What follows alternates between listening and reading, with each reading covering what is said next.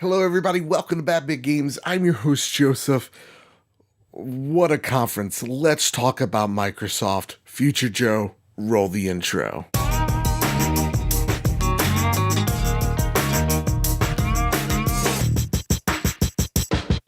So before I begin, you guys know that for the most part, I am a PlayStation gamer. Ever since the start of this generation, I've been on the Sony bandwagon. And when it comes to Microsoft, I fell out of love with them, and I've wanted to, for so long, root for them. And it seemed like E3 after E3 after E3, they just swing and then maybe miss, sometimes hit a foul ball, but it seemed like every time around, Sony brought the games, right? Sony's E3 always overshadowed Microsoft's. And with this E3, I made a video talking about what they needed to do. They needed to come out of the gate swinging, saying, here's the games we got. And it seemed like this is a Microsoft that has learned. This is, from now on, Phil Spencer's vision here, and it's at this conference. You know, a few days ago, they announced that their conference was going to be about 100 minutes. That's, holy crap, a lot of time. And they showed off 50 games on their stage, and they did something really smart. Last year, they kept on saying console exclusive, console launch exclusive, but for 15 minutes. It was kind of ridiculous because they kept on saying exclusive, but these games really weren't. And what I loved right out the gate was 50 games are showing off, 18 of which are exclusives. You know, like, and then they threw out some other number of like, these are timed exclusive, or these are premieres never before seen. So they kind of got you expecting here you're going to see game after game after game, 50 games, 100 minutes, let's go. And from start to finish, and there were some lull points in between, this conference was everything I hoped. They showed games, 50 of them, and 50 of them that were amazing. So right off the bat, the ones that were standout for me, games like Devil May Cry, the series that is synonymous with PlayStation, is shown off on the Xbox stage. Things like Kingdom Hearts 3, which you know is on all consoles at this point when this game comes out in January 29th. Microsoft had them on the stage and go, hey, this game's also here, which is crazy nuts because Sony does have the exclusive marketing rights for that game. So it's crazy to see that Square let them have this game on their stage. It was awesome, but they're like, hey, don't forget about Xbox. And when it came to the third-party stuff, there was this focus of, hey, don't forget about us. We're here too. And these games, they always made this the point, is going to look the best and perform the best on the X. That's what I really liked. And then we saw Sekiro, and I know I'm mispronouncing that, but Shadows Die Twice. That was one of the first games they showed off. I thought that was going to be some type of PlayStation exclusive. This is From Software's new game. And holy crap, if Dark Souls made this genre, and Bloodborne was that faster, now they're adding height to it, right? Verticality. So Dark Souls introduced this type of RPG we'd never really seen before. Bloodborne came in and made it faster. Now it looks like Shadows Die Twice is going to add jumping mechanics to it of how you dodge and how you parry. The game focused on it, and I was blown away. In the beginning, I was like, wait, I remember that looked, that weird spinny thing looked familiar. And that's actually your character's arm, and you're actually able to hook shot onto people. Like, there was a guy on the horse you just hook shot, and you gripped onto him, you beat the shit out of him. It was awesome, and it's awesome for From Software to go back to their roots and explore their Japanese heritage in such an awesome way that only From Software can do. It was awesome. We saw things like Tomb Raider that looked pretty great. Again, we saw Forza Horizon 4, which looked fantastic. My God, so beautiful. And then shortly afterwards, and we'll get to this part, they announced that they bought Playground Games, which is incredible. They announced 3 Gears of War games. They announced a Funko game that kind of gave me the vibes of the Mario plus Rabbids, which is going to be on iOS and Android, which I thought was cute. I got a little depressed in the beginning because I wanted new Gears of War. I love Gears of War. Actually, I really, really like Gears of War. And so when I saw that Funko Pop game, I'm like, okay, I'm willing to give it a chance because I didn't write off Rabbids, so I won't write this off. And then I saw the Tactics game. I was like, this is not what I wanted. I mean, it's cool. They announced Gears of War Tactics for the PC. Hopefully, it comes to Xbox One X, and it's XCOM but Gears of War. So if you're gonna branch off and do something different, that XCOM vibe definitely set a good mood for me.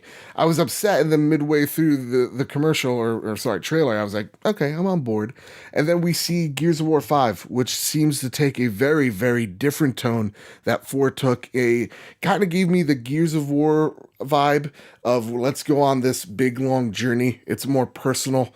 It's about the two individual characters. I really like that. And that's what Gears of War definitely needs, is this new change of tone and a new character that we could get behind. And I think everybody really loved Kate and not so many like JD. So trying to make him kind of the adversary, it seemed like in the trailer, I was on board with.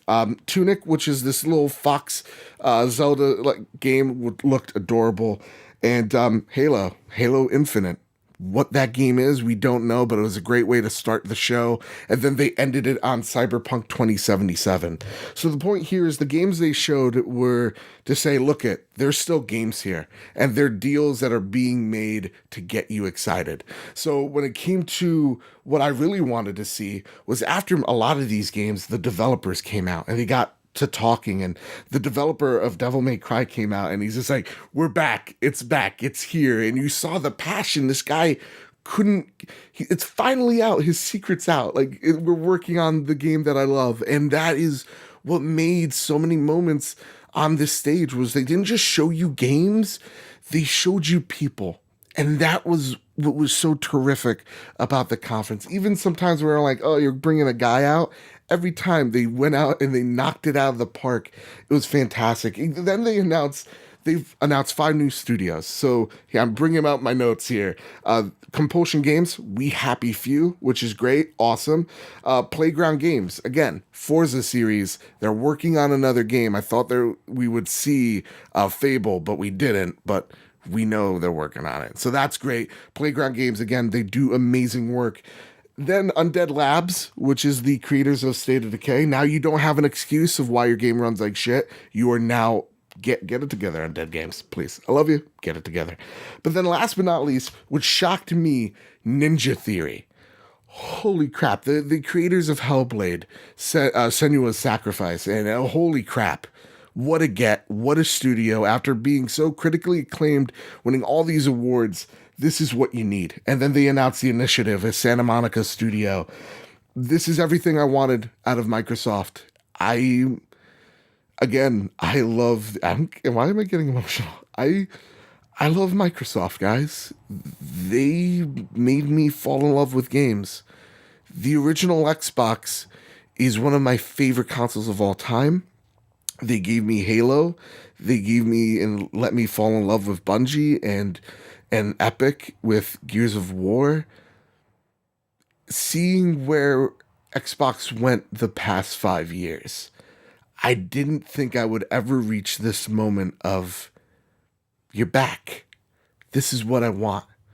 Phil Spencer's vision of Xbox has me excited for not just the future of Xbox, but the future of gaming.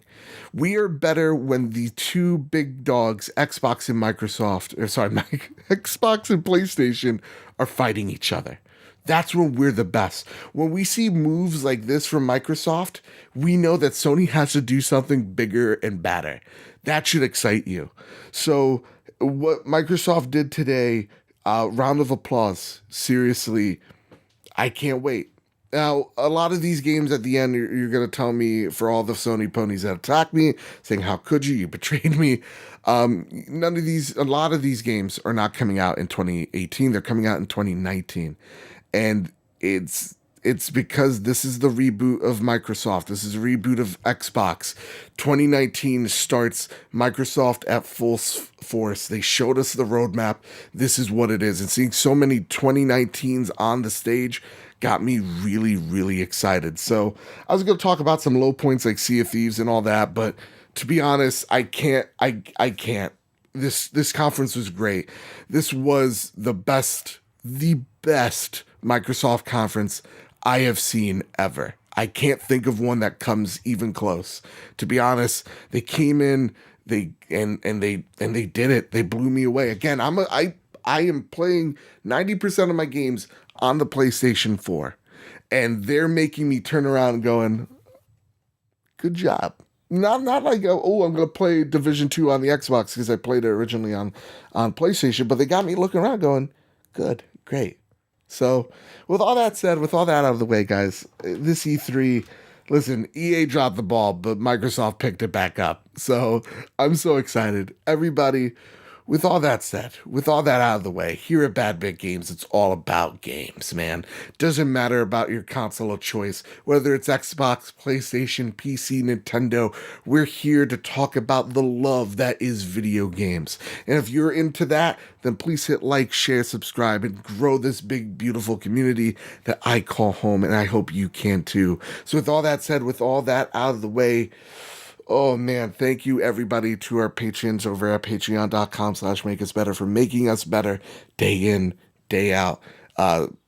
Wow. What a show. What a show. With all that said, with all that out of the way, let's go enjoy some E3.